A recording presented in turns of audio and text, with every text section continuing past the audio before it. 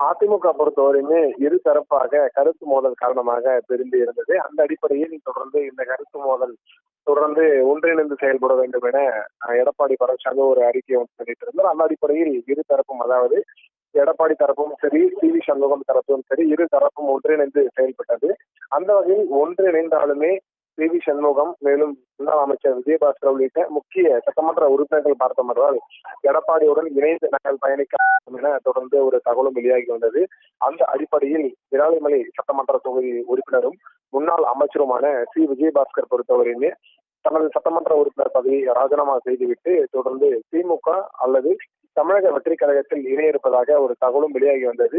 அந்த அடிப்படையில் பார்த்தோம் என்றால் வெற்றி பெற்ற சட்டமன்ற உறுப்பினர்களை பொறுத்தவரையுமே தொடர்ந்து தன்னுடைய மக்களுக்கு, அதாவது என்னை நம்பி வாக்களித்த மக்களுக்கு நன்றிகளை தெரிவிக்கும் விதமாக தொகுதி மக்களை நன்றி தெரிவித்து வருகின்றனர். அந்த அடிப்படையில் தான் விராலி மக்களுக்கு நன்றி தெரிவிக்கும் விதமாக கடந்த 2 நாட்களாக முன்னாள் அமைச்சரும் தற்போது சட்டமன்ற உறுப்பினருமான சி. விஜயபாஸ்கர் பொறுத்தவரையுமே நன்றிகளை தெரிவித்து வருகிறார். அந்த அடிப்படையில் இன்று மற்றும் நாளை என மொத்தம் 5 நாட்கள் தொடர்ந்து நன்றி தெரிவிக்கப்பட்டு பிறகு, அதாவது நாளை மாலை இந்த நன்றி தெரிவிக்கும் நிகழ்ச்சியானது நிறைவு பெறுகிறது.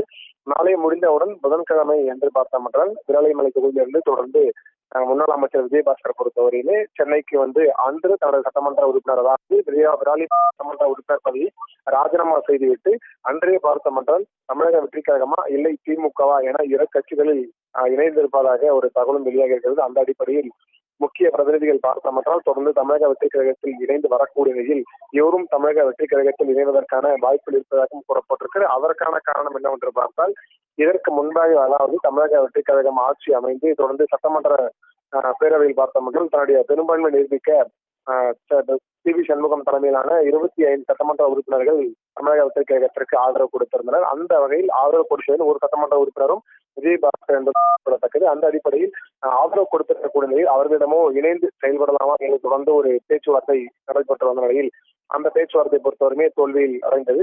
அந்த அடிப்படையில் அடுத்த கட்ட நகர்வாக பார்த்தோம் என்றால் இரு கட்சிகளாக, இரு அணிகளாக பிரிந்திருந்த இந்த எடப்பாடி தரப்பும் சி.வி. சண்முகம் தரப்பும் பார்த்தோம் இணைந்து செயல்பட்டு வரக்கூடிய நிலையில் அதிலிருந்து முக்கிய சட்டமன்ற உறுப்பினர்கள் தொடர்ந்து வெளியேறி மாற்றுக் கட்சியில் பயணிப்பதாக ஒரு தகவலும் வெளியாக இருக்கிறது.